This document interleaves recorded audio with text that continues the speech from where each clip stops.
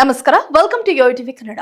ವಿಧಾನ ಪರಿಷತ್ ಸದಸ್ಯ ಸೂರಜ್ ರೇವಣ್ಣ ಹಾಗೂ ಹಾಸನ ಸಂಸದ ಶ್ರೇಯಸ್ ಪಾಟೀಲ್ ನಡುವೆ ವಾಕ್ಸಮರ ಮುಂದುವರೆದಿದೆ.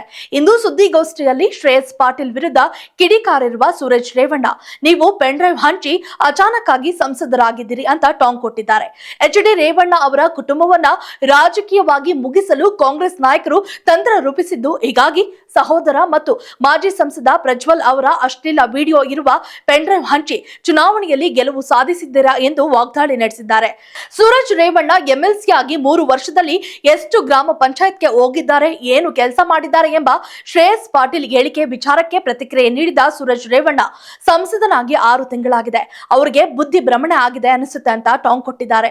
ಸಂಸದರಿಗೆ ಮಾಹಿತಿ ಕೊರತೆ ಇರಬೇಕು, ಮಾಡಿರುವ ಕೆಲಸ ಕಣ್ಣೆದುರೇ ಇದೆ. ಒಂದು ಕ್ಷೇತ್ರಕ್ಕೆ ನಾನು ಹಣ ನೀಡಿಲ್ಲ, ಹೊಳೆ ನರಸೀಪುರ ವಿಧಾನಸಭಾ ಕ್ಷೇತ್ರಕ್ಕೆ ಮಾತ್ರ ಅನುದಾನ ನೀಡಿಲ್ಲ, ಇಡೀ ಜಿಲ್ಲೆಗೆ ಸಹಕಾರ ಆಗುವ ರೀತಿ ಅನುದಾನವನ್ನ ಕೊಟ್ಟಿದ್ದೇನೆ.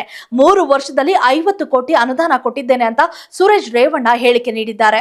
If you like this video, ಬೇಗ ಲೈಕ್ ಮಾಡಿ, ಕಾಮೆಂಟ್ ಮಾಡಿ, ಶೇರ್ ಮಾಡಿ ಹಾಗೂ ಯೋಯೋ ಟಿವಿ ಕನ್ನಡವನ್ನು ಸಬ್ಸ್ಕ್ರೈಬ್ ಮಾಡಿ.